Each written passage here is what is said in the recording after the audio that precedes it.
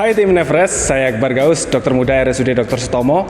Izinkan saya untuk memberikan sedikit edukasi mengenai COVID-19 atau yang biasa dikenal dengan coronavirus. Sekarang lagi viral banget kan ya.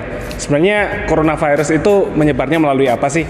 Jadi menurut WHO, coronavirus atau COVID-19 ini menyebar melalui droplet. Droplet adalah percikan air, baik itu dari batuk ataupun bersin. Nah, percikan saat batuk atau bersin ini misalkan nih ke tangan kita, pengidap penyakit coronanya, kemudian kita salaman dengan orang lain, maka saat orang lain yang menerima droplet tersebut menyentuh area mukosa hidung atau area hidung, kemudian area mulut ataupun sekitaran mata, maka terjadilah penularan virus corona atau COVID-19. Maka dari itu pencegahannya adalah sering mencuci tangan untuk menghindari adanya droplet-droplet yang datang di tangan kita. Cuci tangan tersebut kita bisa menggunakan sabun ataupun alkohol 70%. Nah, selain cuci tangan, kita juga turut serta untuk mencegah terjadinya corona dengan memiliki etika batuk. Kita harus tahu tentang cara batuk yang benar itu gimana sih, etikanya itu gimana. Pada umumnya orang itu kalau batuk biasanya tangannya digenggam seperti ini atau seperti berdoa. Nah, ketika tangan mengepal seperti ini, berarti kan dropletnya ada di dalam tangan nih. Sama seperti berdoa, droplet ada di dalam tangan, maka kalau salaman atau memegang orang lain bisa menular. Nah, maka dari itu kita saat batuk, baiknya dengan cara etika yang seperti ini. Nah, area sini kan jarang nih untuk menyentuh benda mana-mana. Nggak hanya waktu salaman, kalau tangan bisa aja kita megang handle pintu, terus di situ ada virusnya, kan bisa saja terjadi. Tapi kalau misalkan kita taruh di batuknya di sini, itu jauh lebih aman dari penularan. Harus nggak sih kita itu khawatir sama yang namanya corona ini atau COVID-19? Nah, sebenarnya penyakit yang jauh lebih mematikan itu lebih banyak loh. Misalkan DBD atau SARS atau MERS pada zamannya, itu tingkat kematiannya itu lebih tinggi. Corona ini tingkat penyebarannya itu cepat saja, makanya dia bisa menjadi pandemik. Tapi sebenarnya sekitar 80-90% orang yang mengidap corona, ini saya lupa angka persisnya, tapi ini dari statistik sekitar 80-90% hanya sakit ringan. Sedangkan 20%-10%-nya itu sakit yang cukup berat.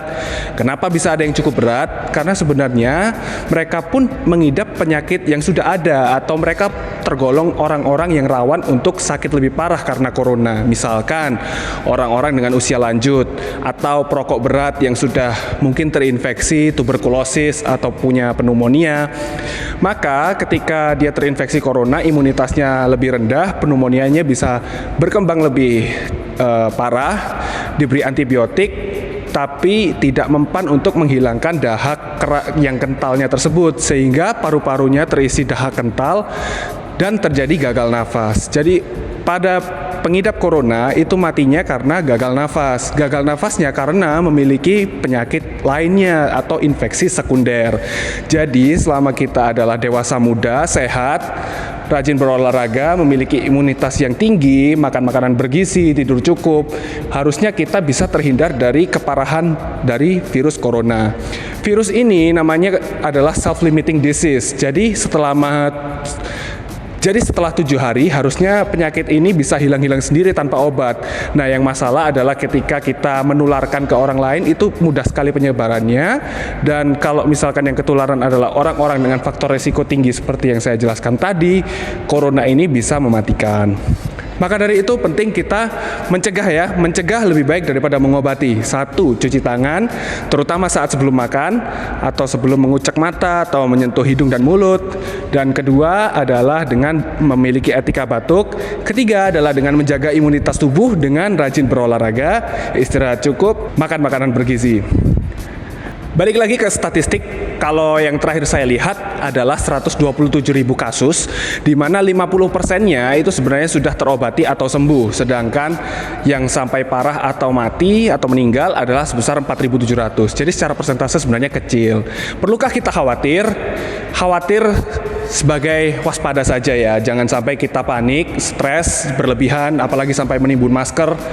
Karena sebenarnya masker itu harusnya untuk petugas kesehatan atau orang yang mengidap penyakit supaya tidak menulari orang yang lain, bukan kepada orang yang sehat. Target utamanya itu kedua orang tadi ya, petugas kesehatan dan juga orang yang sakit.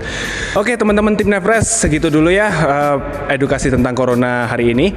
Maaf kalau bila ada salah kata dan semoga informasi ini bermanfaat untuk kalian. Sehat selalu, tetap fit, jangan lupa untuk rutin berolahraga ya. Sampai jumpa di episode berikutnya. Bye.